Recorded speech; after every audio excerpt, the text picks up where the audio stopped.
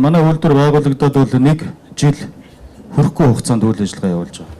За гэхдээ энэ дээр бол бид бас өнөөдөр чамгүй хэмжээнд ажиллаад үйлдвэрлэл түлш одоо боловсруулад бэлдээд одоо сайнтай муутаач гэсэн бидэнд иргэдэд хүргэх түлш байгаа.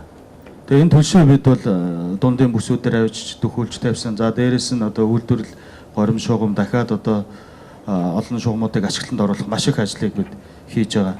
За энд савлгааны асуудлууд дээр бол үнэхээр Улаанбаатар хотынхан маань түүхүүд маань тусалж байна. Дэмжиж байна. Энэ дээр бол бид бол баяртай байгаа. Өмнө нь түлш гэхээсээ илүү нөөцийг бол савладаг байсан шүү дээ. Энэ цэгүүдээр савлаад хүргэдэг. За цэгүүд маань өнөөдөр ямар байдалтай байна гэвэл бэлэн савлсныг авъя.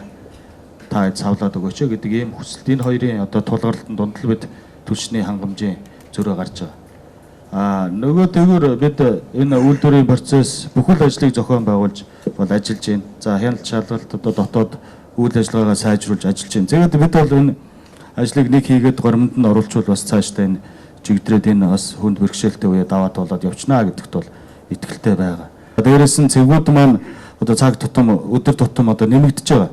394 цэг байсан өнөөдөр өчигдөр бид бол гэрээг нэмээд 500 цэгээ бол үндсэндээ хүргээд 500 цэгтээ хүрэх тухай асуудал. За 500 цэгт хүрэхэд бол мэдээж 200-аас 400 ширхэг одоо тооны автомашин одоо тогтмол явах. За үүнтэй холбогдоод одоо 25-аар ачиж буулгахад бол нөгөө ачилт буулгалтын зохион байгуулалтын ажлууд бол маш олон ажлууд явж байна.